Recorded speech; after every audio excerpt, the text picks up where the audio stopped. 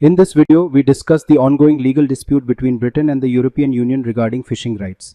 This case marks the first time the two parties have gone to court since Brexit. The Permanent Court of Arbitration in The Hague will hear the arguments. The case revolves around a British ban on Sandeel fishing in its North Sea waters. The tribunal consists of 3 legal experts from France, New Zealand and South Africa. The hearing will take place over 3 days. A final ruling is expected by late April. The financial implications of this case are relatively minor. Britain estimates that non-UK vessels could face a revenue loss of £45 million, which is approximately $56.3 million in a worst-case scenario. However, the political ramifications could be: the tribunal has the authority to either uphold the fishing ban or rule that it breaches the trade and cooperation agreement. If the tribunal finds in favor of the EU, it could lead to retaliatory actions. This scenario could complicate Britain's efforts to reset its relations with the EU. Environmentalists and Brexiteers may exert pressure on the British government not to yield to EU demands. British Prime Minister Keir Starmer is scheduled to meet with EU leaders. They will discuss closer defence ties, especially in light of Russian aggression.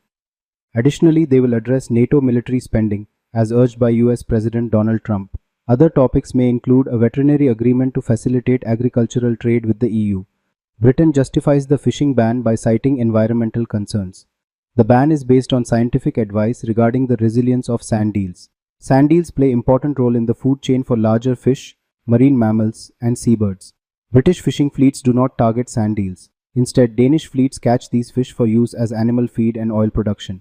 The EU argues that the ban is discriminatory and disproportionate.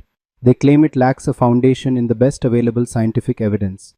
The EU contends that the ban unjustly restricts access for EU vessels to UK waters, as stipulated in the Trade and Cooperation Agreement. In a broader context, extreme weather events have affected crop prices in various countries. A report by several UN agencies marks the impact of climate change on food security. Hot weather and drought, exacerbated by the El Niño phenomenon, have driven up corn prices in countries like Argentina and Mexico. Conversely, heavy rainfall in Ecuador has led to substantial increases in wholesale prices. The report acknowledges the role of social safety nets in reducing undernourishment across Latin America. However, it also notes that vulnerable populations still face food insecurity. This is particularly true for rural communities affected by climate change. Lola Castro, the regional director for the World Food Programme, emphasizes that extreme shocks are becoming more frequent. A 2020 study revealed that percentage of small farms in Honduras and Guatemala experience food insecurity due to extreme weather. Rural communities often lack the resources to cope with poor harvests. This leads to a reliance on cheaper, less nutritious food options. The rise in food prices has driven consumers towards ultra-processed foods, which poses health risks. Latin America faces the highest cost for healthy diets globally. The report indicates a marked increase in obesity rates since 2000. One potential solution lies in promoting traditional foods, which are often more resilient to climate shocks. Traditional Andean crops such as quinoa are being reintroduced to local diets. These crops are not only healthier but also drought resistant. Research shows that traditional farming practices like terrace farming can enhance soil fertility and moisture retention.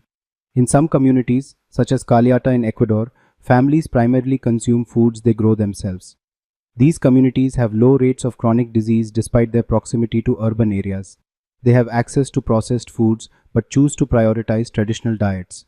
The most common meat consumed is guinea pig, valued for both culinary and medicinal uses. Thus, this case at The Hague may have far-reaching implications for UK-EU relations. The outcome could influence future negotiations and cooperation. The intersection of environmental concerns and food security marks the complexities of global challenges.